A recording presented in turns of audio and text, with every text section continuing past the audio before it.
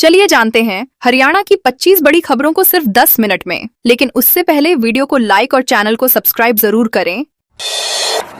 पानीपत में Gupta international factory में लगी आग। पानीपत जिले के बापौली स्थित गुप्ता इंटरनेशनल फैक्ट्री में देर रात भीषण आग लगने से इलाके में हड़कंप मच गया। आग इतनी तेज थी कि देखते ही देखते पूरी फैक्ट्री उसकी चपेट में आ गई और अंदर रखा भारी मात्रा में वेस्ट मटेरियल व कई कीमती मशीनें जलकर खाक हो गईं। सूचना मिलते ही पुलिस और फायर ब्रिगेड की टीमें मौके पर पहुंची। आग की गंभीरता को देखते हुए अलग अलग फायर स्टेशनों से कुल 9 दमकल गाड़ियां बुलाई गईं। दमकल कर्मियों को आग बुझाने के लिए कई बार पानी भरने के चक्कर लगाने पड़े। राहत की बात यह रही कि इस हादसे में कोई जनहानि नहीं हुई।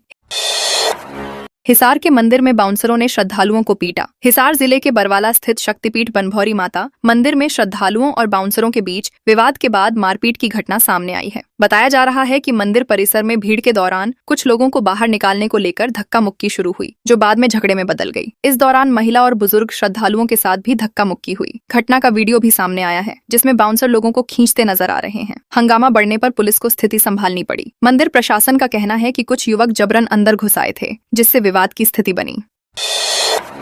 गुरुग्राम के पार्क अस्पताल में युवक की मौत पर बवाल। गुरुग्राम के सेक्टर 49 स्थित पार्क अस्पताल में एक युवक की मौत के बाद परिजनों ने जमकर हंगामा किया। परिजनों का आरोप है कि अस्पताल ने इलाज के नाम पर उनसे लगातार पैसे वसूले, जबकि युवक की मौत पहले ही हो चुकी थी। बताया गया कि सड़क हादसे में घायल युवक को अस्पताल में भर्ती कराया गया था और 3 दिनों में करीब 5 लाख रुपए लिए गए। जब परिवार ने दूसरे अस्पताल ले जाने की बात कही, तब मौत की जानकारी दी गई। इस पर गुस्साए परिजन सड़क पर बैठकर जाम लगाकर विरोध करने लगे। सूचना मिलने पर पुलिस मौके पर पहुंची और हालात संभालने का प्रयास किया।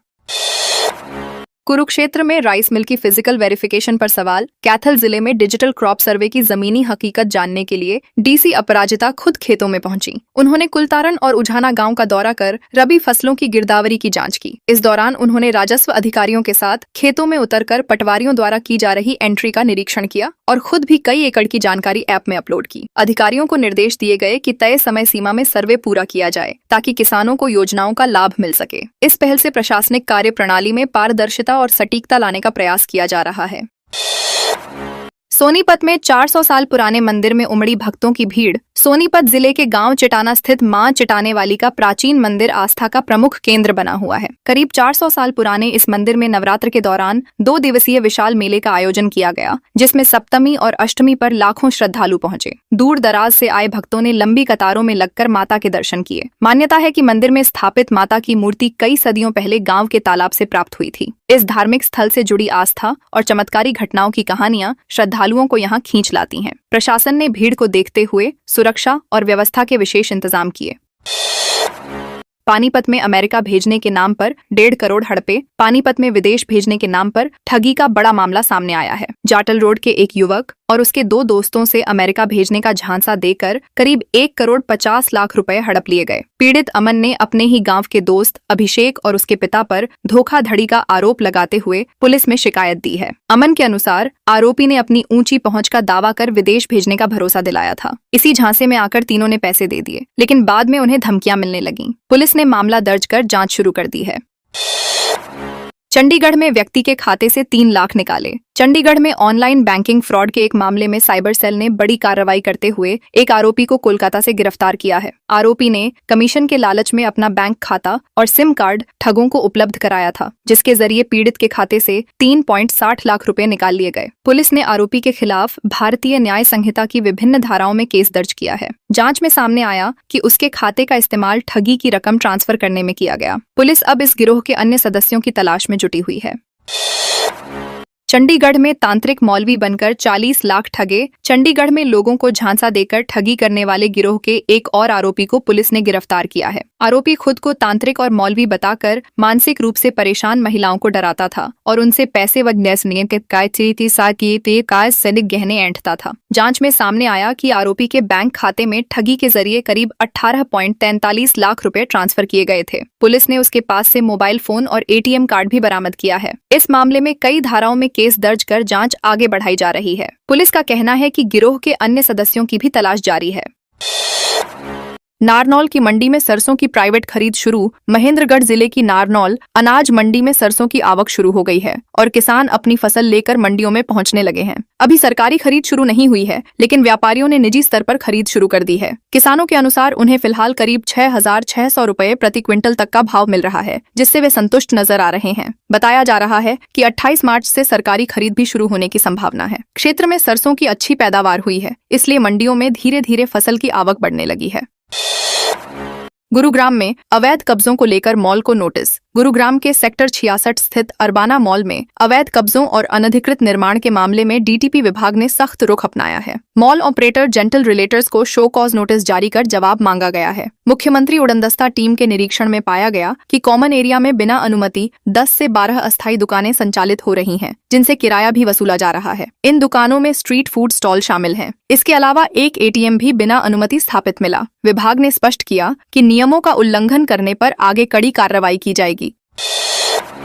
चंडीगढ़ 2027 में करेगा 2 इंटरनेशनल खेलों की मेजबानी। चंडीगढ़ साल 2027 में 2 बड़े अंतर्राष्ट्रीय खेल आयोजनों की मेजबानी करने जा रहा है। इनमें एशियाई एथलेटिक्स रिले चैंपियनशिप और एशियाई स्केटिंग चैंपियनशिप शामिल हैं। प्रशासक एवं पंजाब के राज्यपाल गुलाब चंद कटारिया ने यह जानकारी देते हुए कहा कि तैयारियां शुरू कर दी गई हैं। खेल मैदानों के उन्नयन के साथ खिलाड़ियों को बेहतर सुविधाएं देने पर विशेष ध्यान दिया जा रहा है। खिलाड़ियों के लिए 300 बेड का आधुनिक हॉस्टल भी तैयार किया जाएगा। इन आयोजनों से युवाओं को खेलों में अवसर मिलने के साथ साथ शहर के पर्यटन और वैश्विक पहचान को भी बढ़ावा मिलेगा।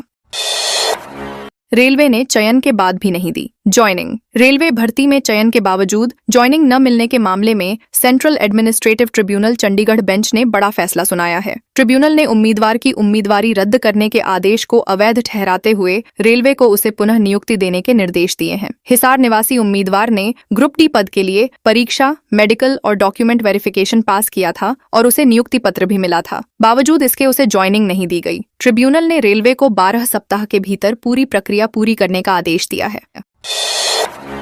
सिरसा में एलपीजी के बाद पेट्रोल डीजल पर डीएफएससी की सख्ती। सिरसा में एलपीजी के बाद अब पेट्रोल और डीजल को लेकर भी प्रशासन ने सख्ती बढ़ा दी है। जिला खाद्य एवं आपूर्ति विभाग ने सभी पेट्रोल पंप संचालकों को आवश्यक स्टॉक बनाए रखने के निर्देश दिए हैं। साथ ही खुले में बोतल या ड्रम में ईंधन देने पर पूरी तरह प्रतिबंध लगा दिया गया है। सभी पंप ऑपरेटरों को रोजाना सुबह 10 बजे अपने स्टॉक की रिपोर्ट प्रशासन को देनी होगी। इस कदम का उद्देश्य किसी भी प्रकार की कमी या अफवाह की स्थिति से बचना है। प्रशासन ने स्पष्ट किया कि नियमों का उल्लंघन करने वालों पर सख्त कार्रवाई की जाएगी।